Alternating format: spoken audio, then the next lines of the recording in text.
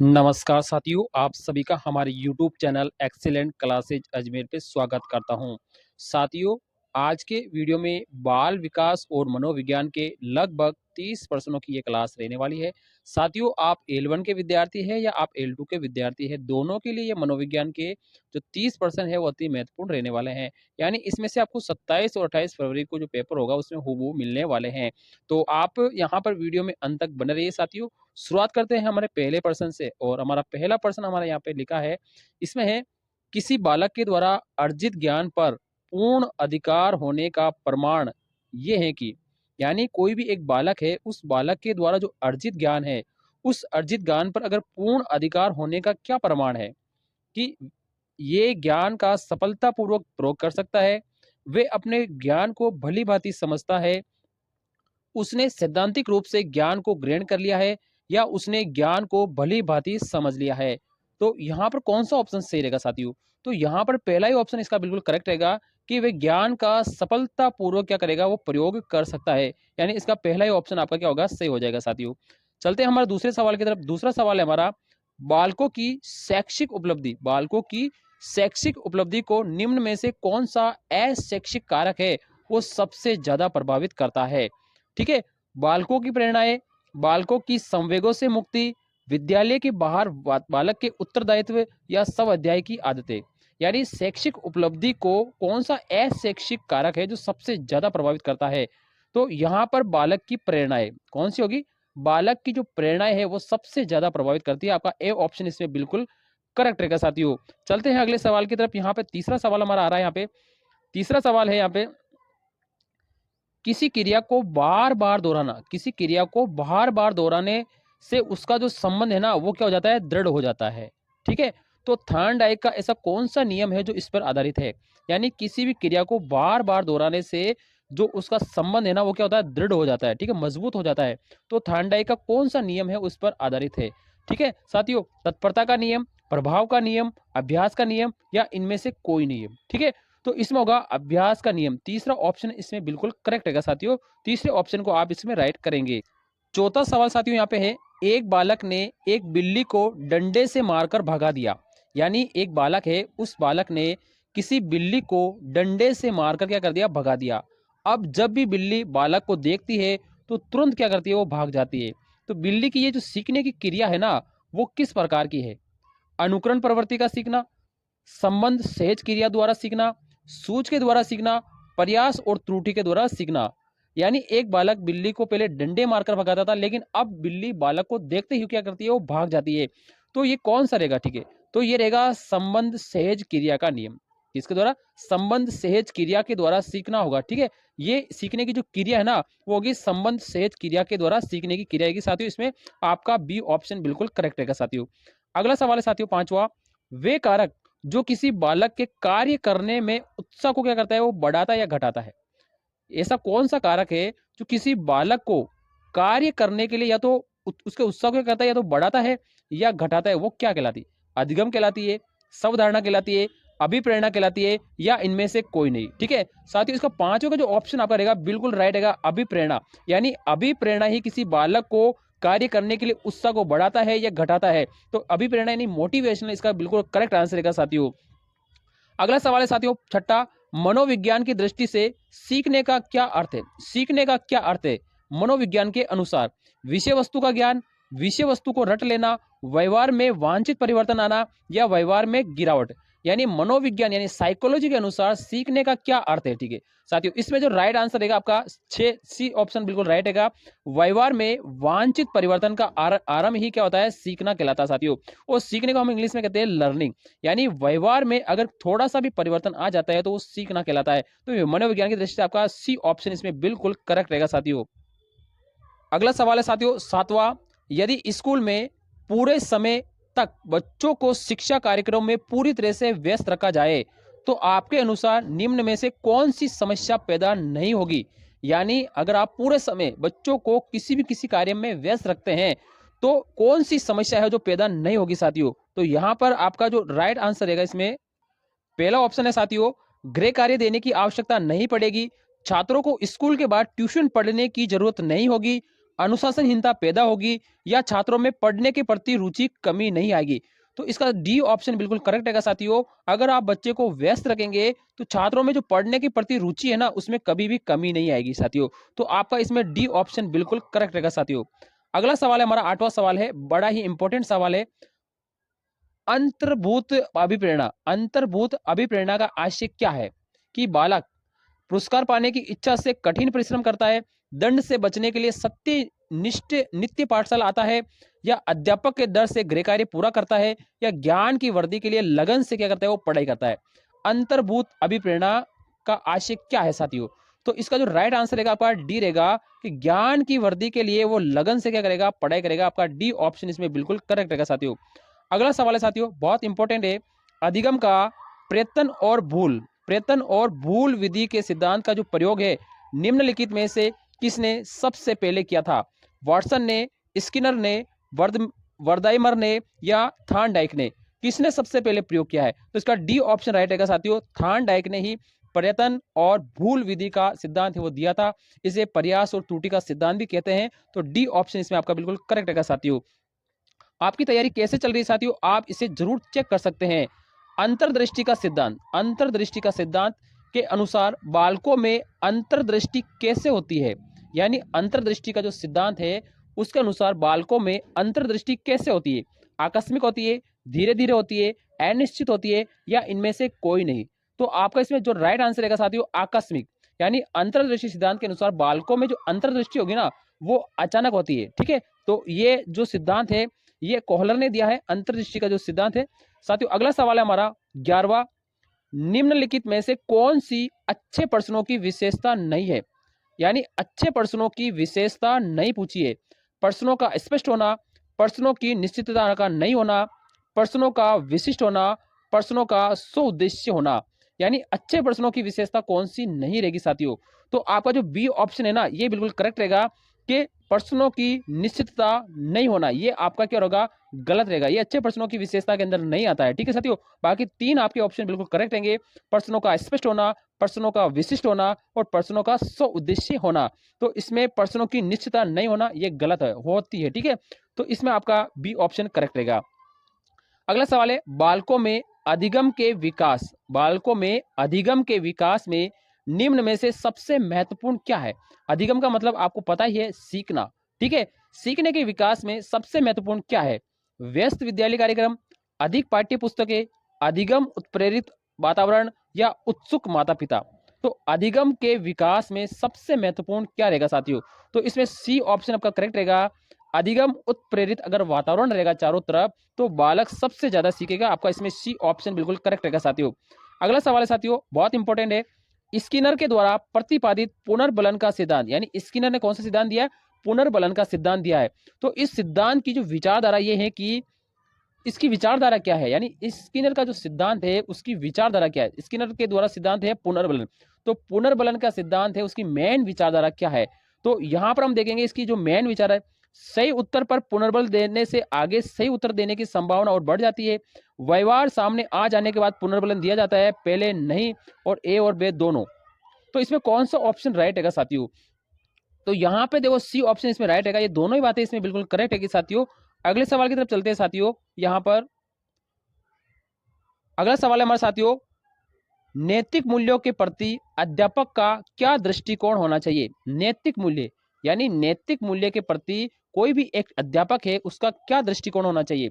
नैतिकता को शिक्षक अति आवश्यक चीज समझे, शिक्षक का दायित्व है कि वे स्वयं को नैतिक बनाए, शिक्षक को नैतिकता की ज्यादा परवाह नहीं करनी चाहिए, शिक्षक का दायित्व है कि वे स्वयं भी नैतिक हो और छात्रों को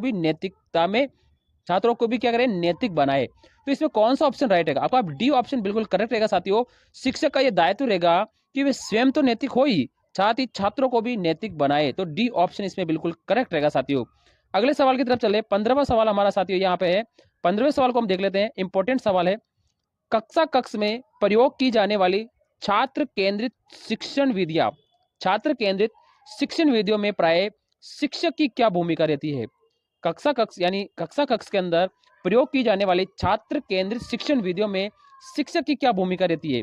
पहला ऑप्शन है समस्या उत्पन्न करने वाली परिस्थितियों का निर्माण करना, छात्रों के लिए संभावित सामग्री और संसाधनों को जुटाना, छात्रों की उल्प कल्पना निर्माण में मदद करना या उपरोक्त सभी। तो इसमें कौन सा ऑप्शन बिल्कुल राइट रहेगा साथियों? डी ऑप्शन बिल्कुल करेक्ट रहेगा साथियों। समस्या उत्पन्न करने वाली परिस्थितियों का क्या करना, वो निर्माण करना, छात्रों के लिए संभावित सामग्री और संसाधनों को जुटाना और छात्रों की उल्प कल्पना निर्माण में मदद करना। डी ऑप्शन इसमें बिल्कुल करेक्ट रहेगा साथियों। अगले सवाल की तरफ बहुत इंपॉर्टेंट सवाल है। त्रिस्कृत बालक, यानी त्रिस्कृत का मतलब होता है घर से निकाल देना या उसके यानी उसको त्रिस्कृत करना। तो त्रिस्कृत बालक की जो समस्या है उसका प्रमुख कारण क्या है? यानी त्रिस्कृत बालक की प्रमुख समस्या क्या है? परिवार का निम्न आर्थिक स्तर, बालक में झूठ बोलने की आदत, बालक के द्वारा कानून की अवहेलना, माता पिता की आपसी लड़ाई। यानी त्रिस्कृत बालक की समस्या का मेन कारण क्या है? तो यहाँ पर डी ऑप्शन बिल्कुल करेक्ट रहेगा सत्या। माता पिता की जो आपसी लड़ाई है वो एक त्रिस्कृत बालक की समस्या का प्रमुख कारण बनती है।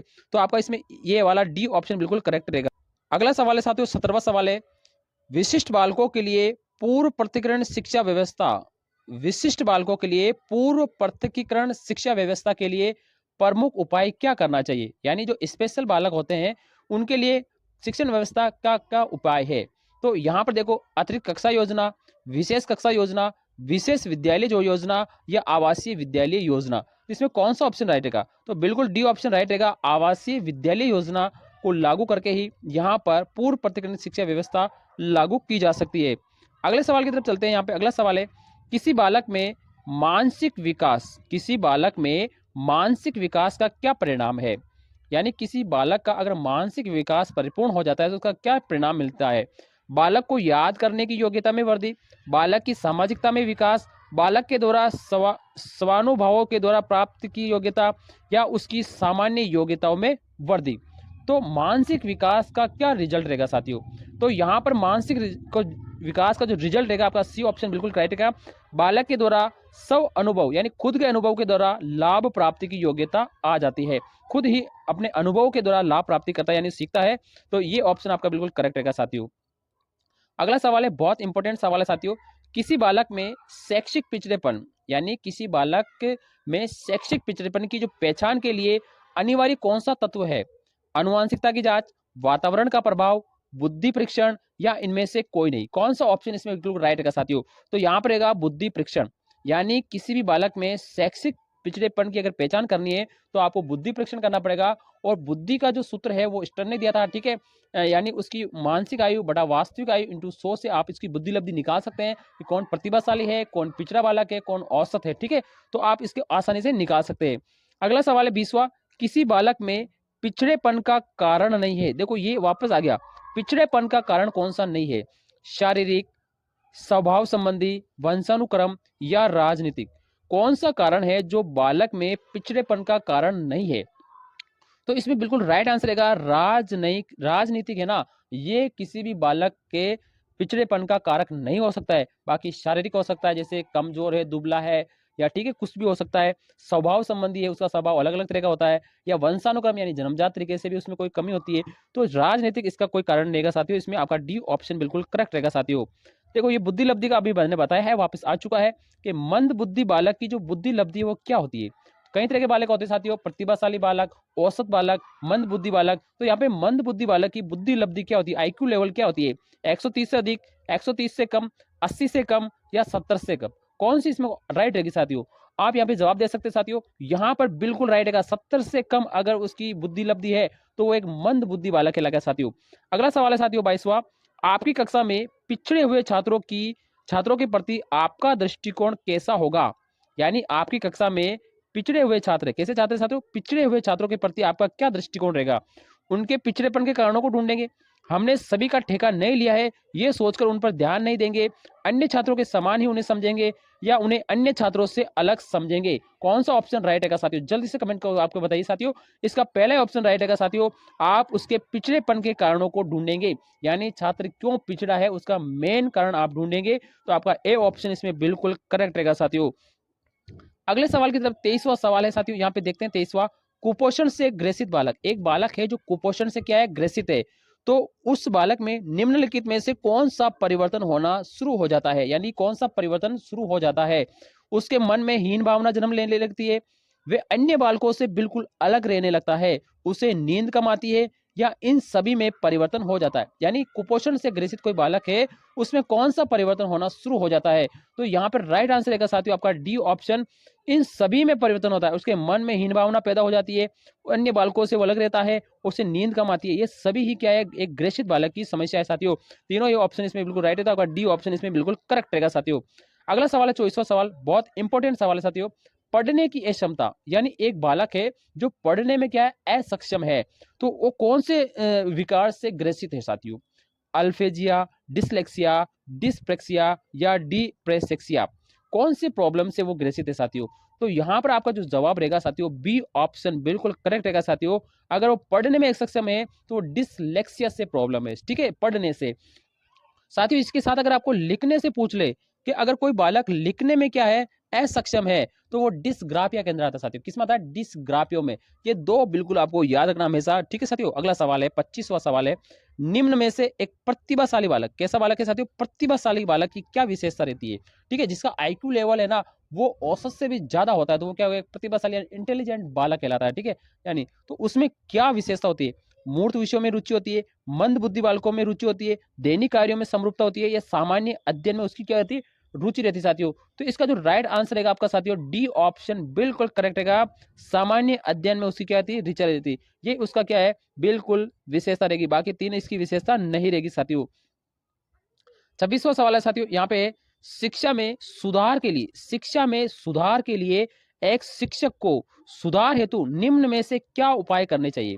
ठीक है, मुक्त अनुशासन के नियम का पालन करना चाहिए, शैक्षिक उपकरणों का प्रयोग करना चाहिए, रुचिपूर्ण पाठ्यक्रम होना चाहिए, या उपरोक्त सभी। कौन सा ऑप्शन इसमें राइट रहेगा साथियों? तो 26वें का जो बिल्कुल राइट आंसर आपका देखेगा, आप बिल्कुल देख पा रहे हैं साथियों, डी ऑप्शन इसमें बिल्कुल करेक्ट रहेगा। तीनों ही चीजें उसमें होगी तो वो शिक्षक क्या करेगा? शिक्षा में सुधार कर पाएगा, तो ये उसे अपनाना पड़ेगा साथियों। अगला सवाल है 27वां सवाल, बहुत इंपॉर्टेंट सवाल है साथियों। यहाँ पे इस सवाल पे हम चर्चा करते हैं साथियों, 27वें सवाल की चर्चा करते हैं। यहाँ पे देखिए आप, निम्नलिखित में से किस माध्यम के द्वारा बालक अच्छा आदर्श सीख सकते हैं? यानी किस माध्यम से बालक अच्छा आदर्श सीख सकता है? एक बालक है जो प्राइमरी कक्षा के अंदर एडमिशन लेता है, अगर शिक्षक का दायित्व यह है, अगर शिक्षक एक आदर्श वाचन करेगा, ठीक है, तो बालक वैसा का वैसा ही क्या करेगा? अनुकरण करेगा, ठीक है। जैसा टीचर कहेगा वैसा ही क्या करेगा? बालक अनुकरण करेगा। तो बालक अच्छी आदतें कैसे सीखेगा? अनुकरण के द्वारा। यानी परिवार में रहता है तो माता पिता का अनुकरण करता है, समाज में रहता है तो पड़ोसियों का अनुकरण करता है, अगर स्कूल में रहता है तो अपने टीचर का अनुकरण करता है। तो आपका ए ऑप्शन इसमें बिल्कुल करेक्ट रहेगा साथियों। अगले सवाल की तरफ चलते, अगला सवाल है साथियों 28वां सवाल है, इंपॉर्टेंट है। कक्षा कक्ष में सफल शिक्षण हेतु एक शिक्षक को कक्षा का वातावरण कैसा रखना चाहिए? शांत रखना चाहिए, भयमुक्त रखना चाहिए, उल्लासपूर्ण रखना चाहिए, या नीरस रखना चाहिए? तो एक कक्षा कक्ष में सफल शिक्षण हेतु एक शिक्षक को कैसा वातावरण होता है? भयमुक्त वातावरण अगर वो रखेगा तो उस कक्षा में सबसे अच्छा शिक्षण होगा, यानी बिल्कुल सफल शिक्षण होगा। 29वां सवाल एक परिभाषा है साथियों, ये मनोविज्ञान की परिभाषा है। संवेग व्यक्ति की उत्तेजना या तीव्र अवस्था है। संवेग सभी में होता है, ठीक है, जैसे भय, क्रोध, ठीक है, इस तरह का होता है। संवेग व्यक्ति की उत्तेजित और तीव्र अवस्था है। ये निम्न में से किसका कथन है साथियों? वुडवर्थ का है, डेनियल का है, मीड का है, या हेज का है? तो ये आज बिल्कुल वुडवर्थ का कथन है साथियों। वुडवर्थ ने कहा है कि संवेग है ना वो व्यक्ति की उत्तेजित और तीव्र अवस्था है आपके साथियों। इसमें आपका ए ऑप्शन बिल्कुल करेक्ट रहेगा साथियों। आज का अंतिम सवाल है साथियों, 30वां सवाल है। आधुनिक बुद्धि परीक्षणों में सर्वाधिक मापन किया जाता है। आधुनिक जो बुद्धि परीक्षण है, वर्तमान में जो बुद्धि परीक्षण है, उसका सर्वाधिक मापन किया जाता है व्यक्तियों के द्वारा प्राप्त शैक्षिक अनुभवों का, सामान्य अभियोग्यताओं का, जन्मजात अभियोग्यताओं का, या सामाजिक बुद्धि का। यानी आधुनिक बुद्धि परीक्षण में सर्वाधिक मापन किया जाता है, ऑप्शन ए राइट रहेगा। व्यक्तियों के द्वारा प्राप्त शैक्षिक अनुभवों का ही हम क्या करेंगे साथियों? परीक्षण करेंगे, ये सर्वाधिक मापन किया जाता है साथियों। आज मनोविज्ञान के ये 30 अति महत्वपूर्ण सवाल थे। 27 फरवरी को जो पेपर होगा उसमें आपके इसमें से 2 या 3 सवाल है जरूर मिलने वाले साथियों। अगर वादा करता हूं ऐसे सवाल नहीं मिलते हैं तो आप हमारे चैनल को अनसब्सक्राइब भी कर सकते हैं। आपके लिए इस तरह के कंटेंट आते रहेंगे साथियों, वीडियो में आप अंत तक बने रहना चाहिए साथियों। और चैनल को सब्सक्राइब जरूर कर दिए और अपने दोस्तों के साथ शेयर कर दिए वीडियो को। 27 फरवरी तक इस तरह की बेहतरीन क्लासें आती रहेगी साथियों। लाइक चैनल को सब्सक्राइब जरूर करें। थैंक यू, धन्यवाद साथियों।